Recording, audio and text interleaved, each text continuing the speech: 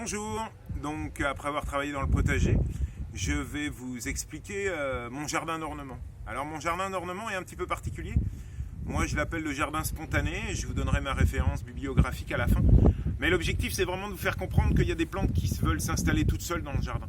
Des plantes à fleurs bien sûr, à feuillage, et qui vont être capables de s'installer pour pas cher dans votre jardin, se ressemer. Ça va vous permettre beaucoup de choses, d'éviter d'acheter des plantes qui ne sont pas adaptées au sol, que ces plantes se laissent transporter dans votre jardin et vous n'aurez plus qu'à les transplanter, voire à les offrir. Donc c'est un jardin qui est gratuit, complètement spontané et surtout l'intérêt c'est qu'il garde cette biodiversité utile, cette ressource naturelle commune qu'est la biodiversité végétale. Plus votre jardin sera riche en biodiversité, plus il sera fort pour affronter les parasites et les agresseurs. Plus vous allez mettre toujours les mêmes plantes, de grandes surfaces avec les mêmes plantes, on l'a vu avec les haies, plus vos plantes vont être sensibles aux parasites et sensibles aux maladies. Donc le jardin spontané, c'est quoi? C'est laisser venir des plantes extérieures, naturelles, ou des plantes que j'amène gentiment par leur intérêt décoratif, et qu'elles se ressèment toutes seules. Alors plusieurs exemples, là je vais faire un petit peu de reconnaissance, mes élèves connaissent bien cette matière, où il faut observer et être capable de redire le nom. Alors je vous répéterai souvent le nom des végétaux, à vous de prendre note et de repasser cette vidéo en boucle, car je vous promets, elle va être très riche en biodiversité. Premier exemple, une plante très facile en fleurs en ce moment, qu'il est important de ressemer dans votre jardin. Ici, la giroflée. Fort parfum, feuillage semi-persistant, est une plante qui se ressème très coloris, rouge ou rose. Juste en dessous, le myosotis. Le myosotis a tendance à se ressemer assez vite. Vous en avez un petit peu partout. On en voit ici, on en voit là.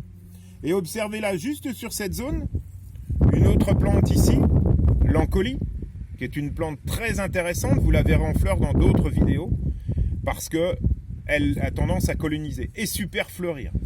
Une autre petite, celle-là je l'ai amenée, c'est plutôt une plante horticole, le clarkia, une vieille plante de nos grands-mères qui fleurit plutôt rose en été.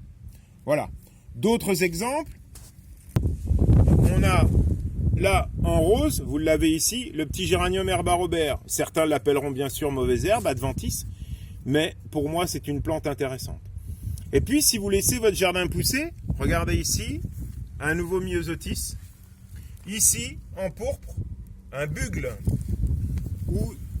rampant ou adjuga, qui est une plante très intéressante parce qu'elle a tendance à coloniser et qui nous permet d'éviter d'autres plantes moins intéressantes. Voilà, je vous retrouve dans un autre coin du potager pour vous expliquer d'autres plantes.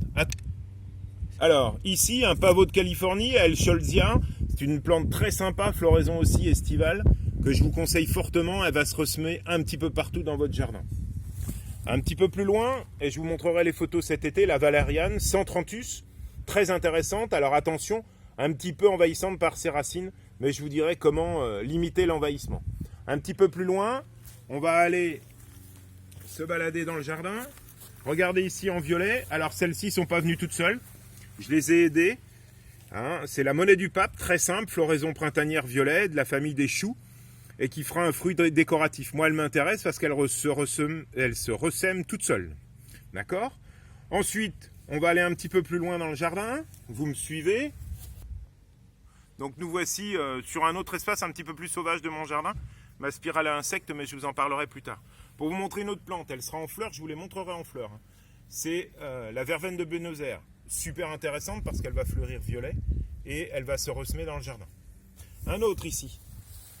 Je vous montre avec le soleil le cabaret des oiseaux. C'est un super chardon, très intéressant.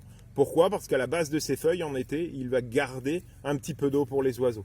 C'est le grand chardon qui, une fois en fleurs, fera des inflorescences intéressantes pour les oiseaux, entre autres pour les chardonnerets qui mangeront ses graines. Un petit peu plus loin, on retrouve ici, très simple, le souci des jardins. Je vous rappelle simplement que ces pétales se mangent sans aucun problème en salade. Ils se ressèment tout seuls dans le jardin. Il suffit simplement de le maîtriser. Une autre petite plante sympa.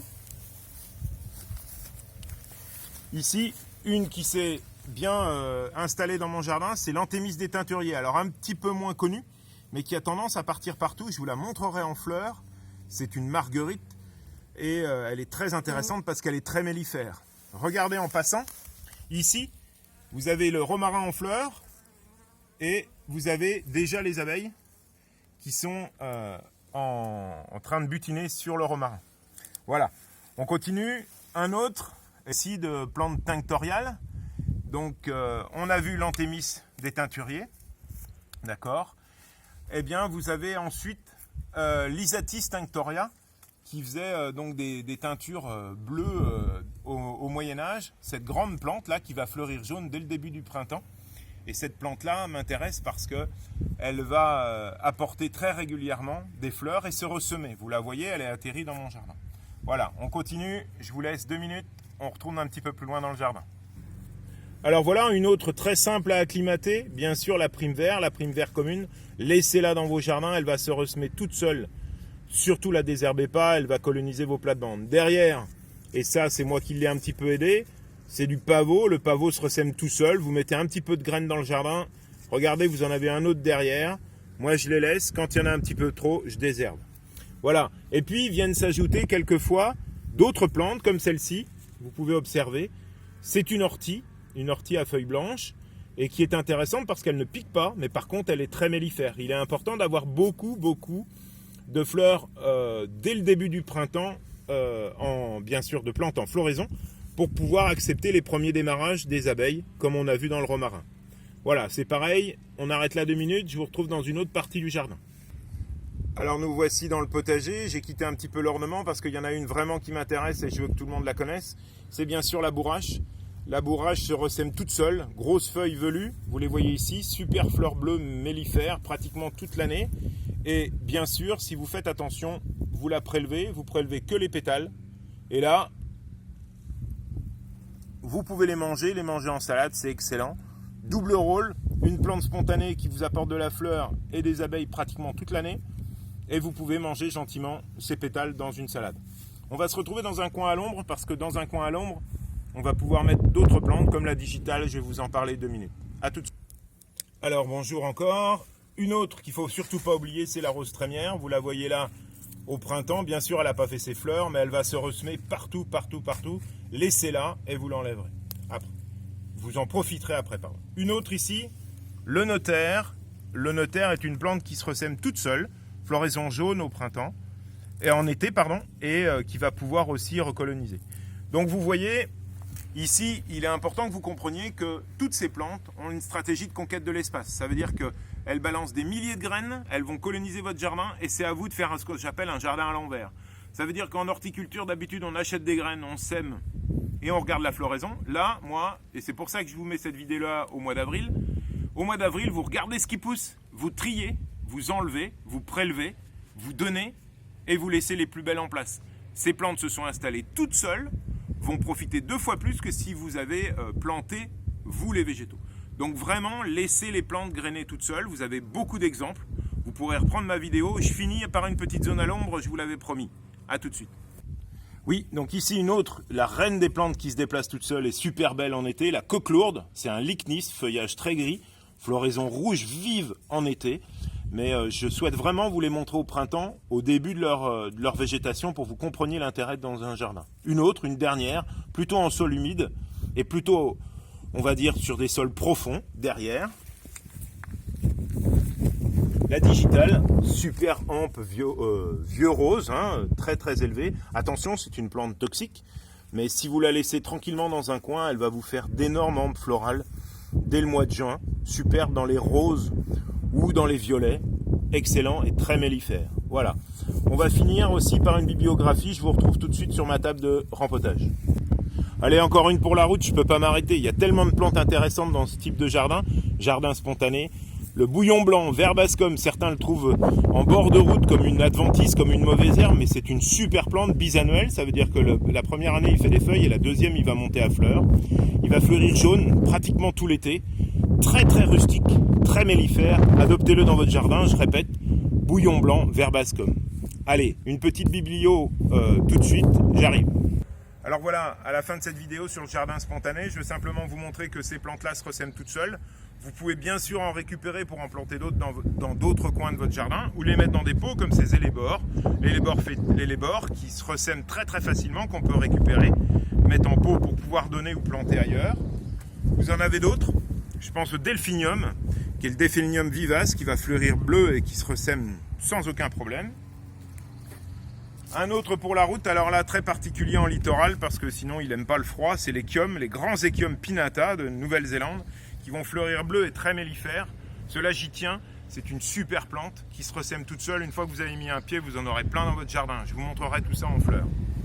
Alors, pourquoi avoir fait cette vidéo maintenant alors que les plantes ne sont pas en fleurs? C'est pour vous donner envie de ne pas tout désherber. Ne désherbez pas tout. Retenez que vous avez plein de trésors dans votre jardin, je vous en montrerai d'autres quand elles seront en fleurs. Vraiment, je referai la même vidéo mais avec les fleurs et vous verrez le résultat. Des encolis en fleurs, des bouillons blancs en fleurs, tout ça c'est excellent. Vous avez vu les myosotis et les giroflées.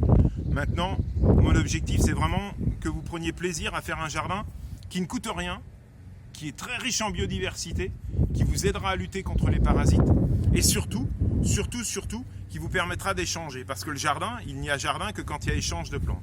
Je finis, comme je vous l'ai promis, par un super bouquin qui s'appelle Le Jardin Spontané et qui va vous expliquer toutes les plantes dont je vous ai parlé tout à l'heure. Je prends un exemple très simple. Le lupin, par exemple, j'en ai pas parlé, mais on pourra revoir ça sans aucun problème. La marguerite, la grande mauve. Je vais peut-être un peu vite, mais j'insiste. Le Jardin Spontané de Delachaux et Niestlé, un super ouvrage qui vous expliquera tous les principes de ce jardin libre et ce jardin qui vous permet d'avoir un jardin respectueux de l'environnement et surtout qui tient compte de cette ressource naturelle commune qui est la biodiversité végétale. Plus vous avez de plantes diverses dans votre jardin, plus votre jardin sera fort contre les agressions extérieures. Merci, à bientôt pour d'autres vidéos sur Canotier Jardinier. Au revoir.